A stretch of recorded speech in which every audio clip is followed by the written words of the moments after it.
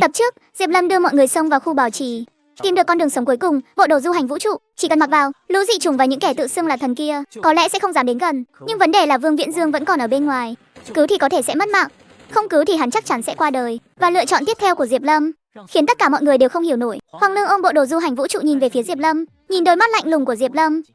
Trong lòng Hoàng Lương như có ngọn lửa đang bùng cháy. Trong mắt anh ta, tận xương tủy của Diệp Lâm tỏa ra sự máu lạnh, xem mạng người như cỏ rác. Hoàng Lương mặc xong bộ đồ du hành vũ trụ, ôm theo một bộ đồ khác, sải bước xông ra khỏi phòng bảo trì. Nhìn theo bóng lưng rời đi của Hoàng Lương, Diệp Lâm mỉm cười khinh bỉ. Đồ ngốc ơi, Trường Thiết muốn nói lại thôi. Cuối cùng cúi đầu nhìn mặt đất ngẩn người. Hạ Trinh dựa vào một bên, trên mặt không có biểu cảm gì. An Khả đứng bên cạnh Diệp Lâm, nhìn vào góc nghiêng của anh. Anh cố ý đúng không? An Khả không cho rằng Diệp Lâm thực sự máu lạnh. Nếu muốn hạ sát Vương Viễn Dương, căn bản không cần đưa ra hai bộ đồ du hành. Hơn nữa, nụ cười chế nhạo cuối cùng của Diệp Lâm quá lộ liễu, là để thử nghiệm, có lẽ lũ quái vật đó sẽ sợ bộ đồ du hành. Nhưng lắc lư quá lại trước mặt chúng lại là chuyện khác. Từ xa truyền lại một tiếng binh khí, sắc mặt mọi người căng thẳng. Vậy tiếp theo phải làm gì? Trốn đi rồi mở cổng khí áp, hay là đợi xem liệu Hoàng Lương có thể quay lại không? Mọi người lo lắng nhìn về phía Diệp Lâm. Không, trước tiên chưa mở cổng khí áp, mà là dẫn một đám dị trùng đến tiêu diệt từng con một. Cơ hội tốt thế này, tại sao không cài điểm? Hạ Trinh giật mình, sắc mặt Hồ Gia biến đổi, dẫn dụ đến để hạ sát. Nhưng nếu làm vậy, ngộ nhỡ sẽ làm chúng tức giận thì sao? Thế nên mới cần thử nghiệm. An Khả đột nhiên phản ứng lại. Vậy đây chính là lý do anh chọc giận Hoàng Lương. Anh đang lấy anh ta ra làm thí nghiệm. Hạ Trinh mặt đầy vẻ khó hiểu. Thử nghiệm gì? Ý gì chứ? Không phải, rốt cuộc mọi người đang nói cái gì vậy? Diệp Lâm, anh cũng đừng tham quá. Chúng ta có thể sống sót rời đi là được rồi. Anh ấy không tham, ngược lại là quá thận trọng. Anh ấy cố ý chọc giận Hoàng Lương, mục đích là để Hoàng Lương chắc chắn sẽ cứu lấy Vương Viễn Dương. Tuy rằng mang thêm một bộ đồ du hành qua đó, nhưng khi Vương Viễn Dương muốn chạy tới đây, tất nhiên sẽ dẫn dụ dị trùng đến. Do đó Hoàng Lương nhất định sẽ nổ binh khí cứu người. Chỉ cần Hoàng Lương không tử vong, thì có nghĩa là chúng ta có thể yên tâm cài điểm. Hạ Trinh nhìn Diệp Lâm, ánh mắt ngày càng phức tạp. Hạ Trinh cuối cùng cũng hiểu ra, trước khi Diệp Lâm giải thích đáp án, cậu ấy đã tính toán xong xuôi mọi chuyện phía sau. Trước tiên để mọi người gửi gắm hy vọng vào mình, ép Vương Viễn Dương mạo hiểm, rồi lại ép Hoàng Lương cứu người. Cuối cùng dùng mạng của hai người họ để thử nghiệm xem có thể cài điểm hay không. Hạ sát, cứu giúp, lừa gạt, từng vòng lồng vào nhau. Hạ Trinh chỉ thấy rợn tóc gáy. Mẹ kiếp, hóa ra là như vậy. Bắt nếu Diệp Lâm không thể cài điểm thì sao? Chẳng phải Hoàng Lương và những người khác sẽ qua đời vô ích sao? Mọi người nhìn về phía Diệp Lâm. Tôi không để anh ta đi, chúng ta có lẽ đều sẽ mất mạng. Hơn nữa, xác suất cao là anh ta sẽ không qua đời, người cũng sẽ được đưa về. Diệp Lâm tránh ánh mắt của mọi người, đi về phía phòng kín khí đầu tiên. Không ai nhận ra đầu ngón tay của cậu đã trắng bệch. Nhìn bề ngoài có vẻ như đã tìm ra đáp án, cậu thậm chí còn có tâm trạng cài điểm, nhưng chỉ có cậu mới biết, họ đang đứng bên bờ vực của tử vong. Bên trong khu ngủ đông, Vương Viễn Dương đang bị dị trùng truy đuổi. Cút đi, mau cút khỏi đây cho tao. Vương Viễn Dương vung tay, binh khí trường tấn công điên cuồng quét sạch đám dị trùng lao ra. Tiếng binh khí ở phía Diệp Lâm đã tắt, hắn sợ mình bị bỏ rơi, chỉ có thể liều chết mà chiến đấu. Dị trùng vây quanh từ trên tường và các lối đi, không gian xung quanh Vương Viễn Dương ngày càng thu hẹp. Diệp Lâm, tao nhất định phải tiêu diệt mày, chắc chắn sẽ hạ sát mày. Vương Viễn Dương bóp cò, chỉ còn lại tiếng lạch cạch của hộp đạn giống. Mặt đất rung chuyển, ở đầu kia của lối đi là một vị thần cao 6 mét.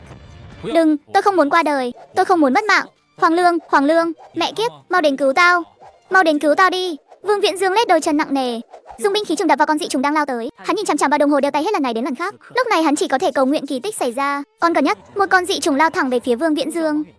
Thấy con dị trùng gần nhất sắp nuốt chửng mình, Vương Viễn Dương tuyệt vọng. Không lâu sau, từ xa họng binh khí khạc lửa, vài con dị trùng bị bắn nát đầu một cách chuẩn xác. Hoàng Lương mặc bộ đồ du hành vũ trụ, dốc toàn lực xông tới, cúi đầu xuống, bảo vệ tốt chính mình. Hoàng Lương xông vào giữa bầy dị trùng, lũ dị trùng cười khanh khách rồi lùi lại, không có gì cản trở. Hoàng Lương đã xông tới trong vài hơi thở. Phía bên kia, dị trùng tiếp tục lao về phía gã đàn ông đang ngã gục. Hoàng Lương trực tiếp hất văng dị trùng, đi đến bên cạnh Vương Viễn Dương. Mau mặc vào, không kịp tháo bộ đồ du hành trên lưng xuống. Hoàng Lương liền lấy mũ bảo hiểm của mình, đội lên đầu Vương Viễn Dương. Hoàng Lương vung tay đánh trả. Dị trùng vây quanh hai người họ gầm gừ, nhưng không dám lao lên nữa. Rất nhanh, cả hai đã mặc xong bộ đồ du hành. Dị trùng giống như gặp phải thiên địch, liền cười ré lên rồi tản ra. Vương Viễn Dương quỳ trên mặt đất thở dốc, vừa khóc vừa cười. Cảm ơn Hoàng ca.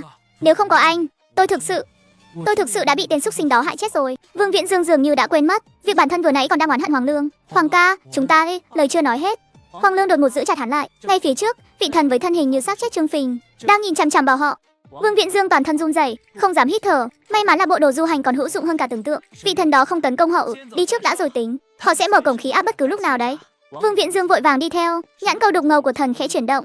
Vào khoảnh khắc chạy ngang qua, Hoàng Lương cảm thấy xác chết khổng lồ đó đã liếc nhìn anh một cách kỳ dị. Tiếng chuông báo động vang lên. Diệp Lâm ngẩng đầu nhìn về phía cửa phòng bảo trì, có thể cài điểm rồi. Sau khi họ đi qua cửa, Hạ Trinh tràn đầy vẻ phấn khích, liếm môi với vẻ thèm khát. Mọi người cầm vũ khí trong tay, đứng thành hai hàng, mở cửa đánh chó. Trường Thiết hít một hơi thật sâu, dứt khoát mở toang cánh cửa. Trong lối đi bên ngoài cửa, dị trùng đã đứng chật kín. Sau khi cửa mở, lũ dị trùng lập tức im bặt, sau đó quay người muốn bỏ chạy. Ngay cả đội quân phía sau cũng quên bắn, cũng không hề phát động tấn công với Hạ Trinh. Xông lên, đâm một nhát vào con dị trùng ở mã số. Thí sinh mã số đi xả U3311, Hạ Trinh hoàn thành tiêu diệt. Nhận được không ơi, 5 điểm. Hạ Trinh phấn khích đến mức xích nhảy dựng lên. Anh ta chưa bao giờ nghĩ tới việc mình lại có một ngày có thể cày điểm thế này. Chỉ là phấn khích thì phấn khích. Hạ Trinh tiêu diệt 2 con xong, vẫn nhường lại vị trí, ra hiệu cho Diệp Lâm cũng mau hạ sát vài con. Điểm của anh ta đã cạn, nếu không có Diệp Lâm thì anh ta đã qua đời từ lâu rồi. Diệp Lâm lắc đầu, không ra tay. Diệp Lâm, Trường Thiết cũng dừng tay, nhìn về phía Diệp Lâm.